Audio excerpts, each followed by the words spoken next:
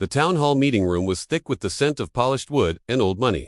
It was the kind of place built to project an image of stability and order. Portraits of past town leaders, all stern-faced and serious, stared down from the walls, their ornate gold frames glinting in the afternoon light. Sunlight streamed through tall arched windows, illuminating dust motes that danced lazily in the air. It was the perfect stage for a display of public civility. But beneath the surface, the foundations of the town were beginning to crack. The room was filled with the low murmur of conversation.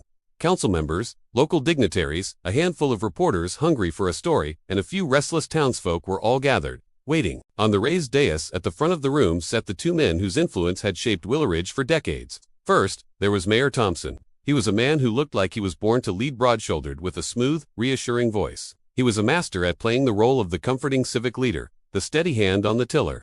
Next to him sat Councilman Richard Blake. Blake was the complete opposite, coldly composed, his every gesture controlled, his every word measured. He was a man of immense influence, from one of the town's founding families. But tonight, he wasn't there to maintain the status quo, he was there to shatter it.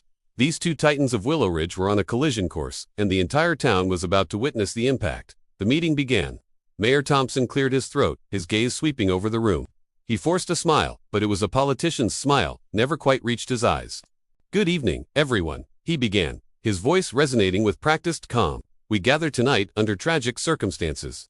A child of this town, Jonah Blake, has died, and we are here to support his family, uphold unity, and move forward as one community." His words were meant to soothe, to bring everyone together under one banner of shared grief. But before the sentiment could even settle, Councilman Blake stood up. His face was a mask of cold composure, utterly expressionless. When he spoke, his voice was low and steady, but it cut through the room like a shard of ice. "Mayor Thompson, we appreciate your sentiments. But perhaps unity isn't what this town needs right now. What it needs is clarity. What it needs is truth. And what it needs is respect for the truth." A hush fell over the crowd. You could have heard a pin drop. Reporters who had been lazily taking notes leaned forward, their pens suddenly poised. Council members shifted uncomfortably in their seats. Mayor Thompson's practiced smile vanished, replaced by a tight, strained expression.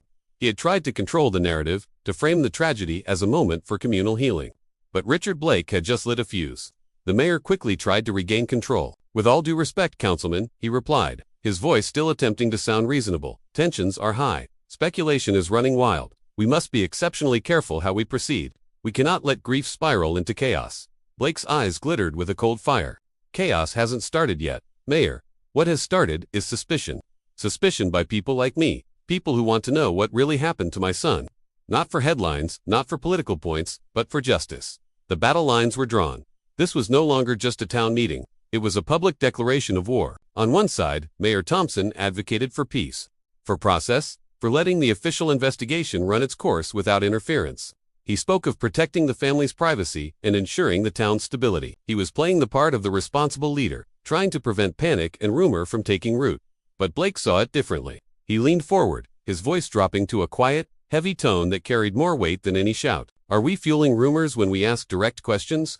Are we causing chaos when we demand answers? The Blake family, my family, deserves nothing less." His words resonated with a raw paternal fury that was impossible to ignore. The tension in the room was a living, breathing thing, thick and suffocating. A young, ambitious reporter saw her opening. She cleared her throat, and all eyes turned to her.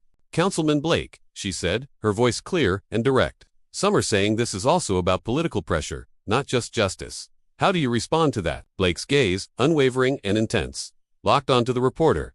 "I respond," he said, "that I'm a father, and I'm a public servant. Both of those roles demand that I seek justice, not cover." The word cover-up hung in the air, a direct and explosive accusation. He had just implied that the very powers meant to protect the town might be complicit in hiding the truth. The fault lines that had been hiding just beneath the surface of Willowridge's polite society were now cracking wide open for all to see. When the meeting took a short break, the room dissolved into a storm of whispers.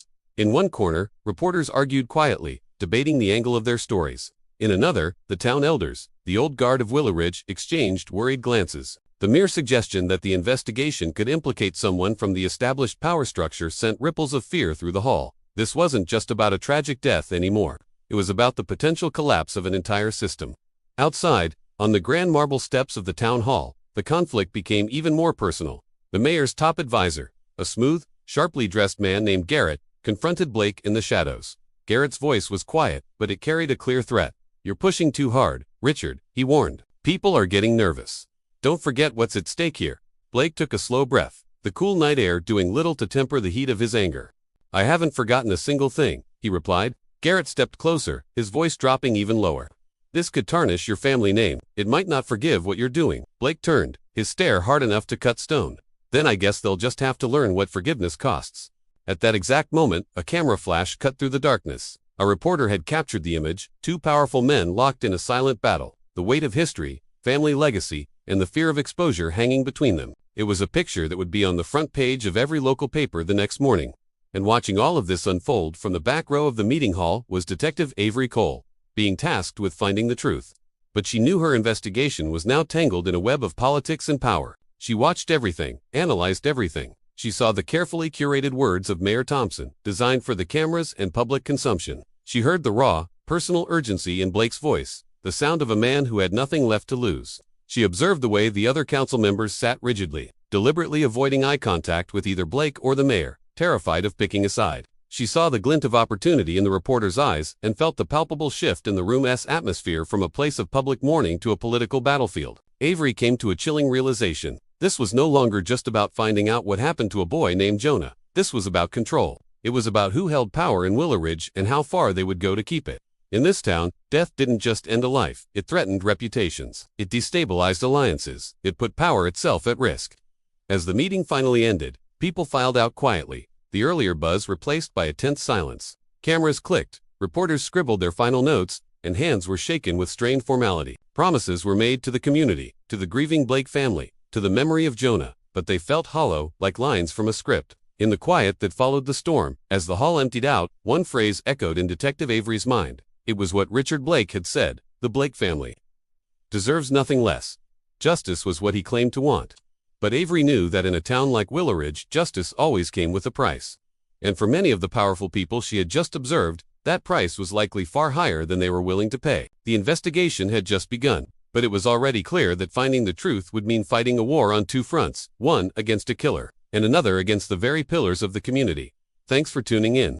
This story is just getting started, and the secrets of Willowridge are darker than anyone can imagine.